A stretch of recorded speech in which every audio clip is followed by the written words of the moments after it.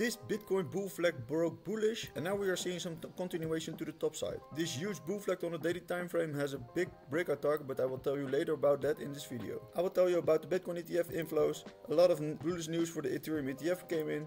We can also see a lot of other news coming into the market. So slap up that like button, comment on the video and subscribe to my YouTube channel to never miss a video in the future. You can also follow me on X, and let's dive right into the charts. On a daily time frame we can see Bitcoin is ranging between this beautiful support and resistance area, and currently we are at this support area. We don't want to see a break for this level, of course, because then the support is not going to hold strong, and then we have to aim for lower levels.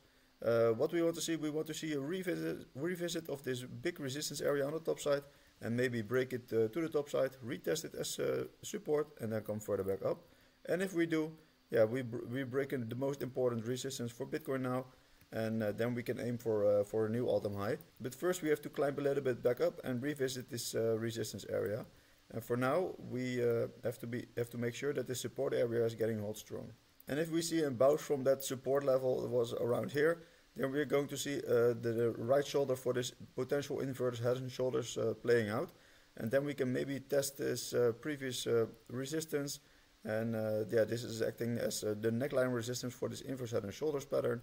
And then we can maybe see a break to this to the top side, retest this previous resistance as support, and then come further back up.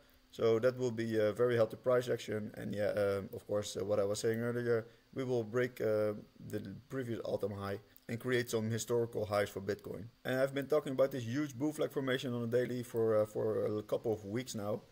And yeah, we can see a beautiful break to the top side. We retested this previous resistance as support, because this downward sloping resistance was acting as resistance. And yeah, the support wasn't going to hold strong enough.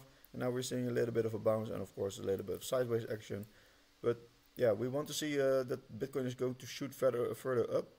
And the breakout target for this big bull flag is around the $90,000. So that is an insane target, of course. Yeah, and I expect Bitcoin to be acting a little bit like this, because the trend is up, and eventually we will hit this target of the $90,000.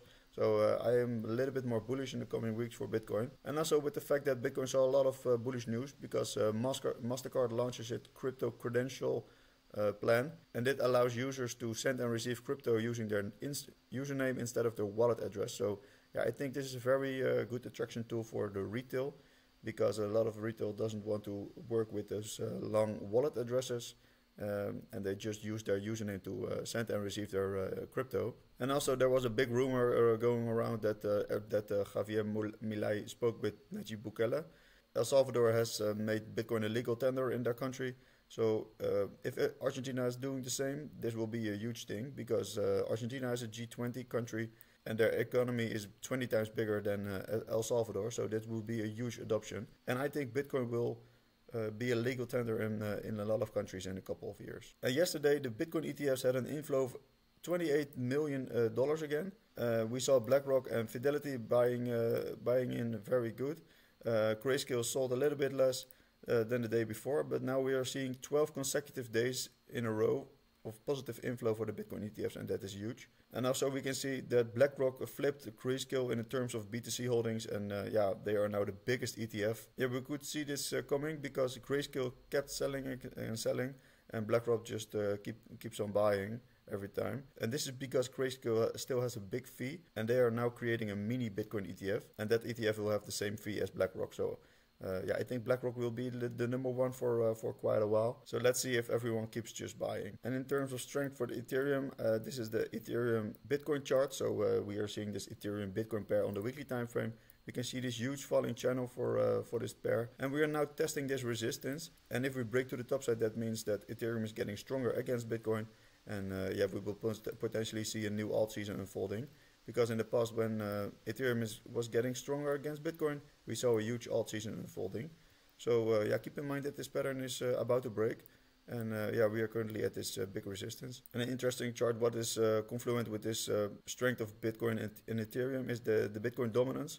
You can see the Bitcoin dominance is in this rising wedge formation, and we broke down. So now we are seeing a little bit more bearishness coming in for the Bitcoin dominance.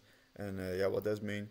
If the Bitcoin dominance falls, then we are going to see a huge alt season unfolding. So I expect for Bitcoin dominance that we are going to see a visit of this support level, because this level acted as support in the past. And if we are going back to this level, that means that the Bitcoin dominance is going to drop very fast. And if the Bitcoin dominance breaks below this level, the Altseason is getting bigger and bigger. And if we then have a look at Ethereum, we can see Ethereum has been in this beautiful run-up consolidation on the daily time frame. And we broke out of this formation because of the ETF news.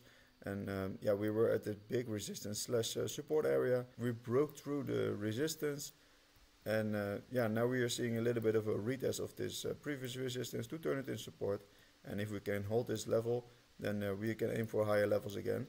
And we can test this top side of this formation, which is also the breakout target of this big falling wedge formation. And after that, we can maybe aim for levels of around the $4,500. So it's looking very bullish for Ethereum. But we have to see first that this support is getting held strong enough. Let's then have a look at VeChain. VeChain has been in this beautiful big consolidation pattern on the daily time frame. We saw a beautiful breakout, a retest of this big support area. We tested it as support again, and we saw a bounce back up. But now we can see a little bit more downside again. And I believe we're going to see a revisit of the support.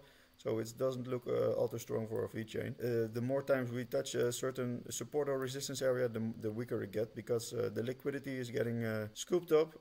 And we want to see a bounce for Ethereum, and the top side of this formation is still the breakout target, and that is around the 5 cents. But first we have to come out of this ranging area, because we are in it for quite a while now. And we need to see some more bullishness for Ethereum coming into the markets. And the last altcoin I want to discuss with you is DogeCoin. DogeCoin has seen this beautiful support area, and then we are seeing a rising wedge formation right now.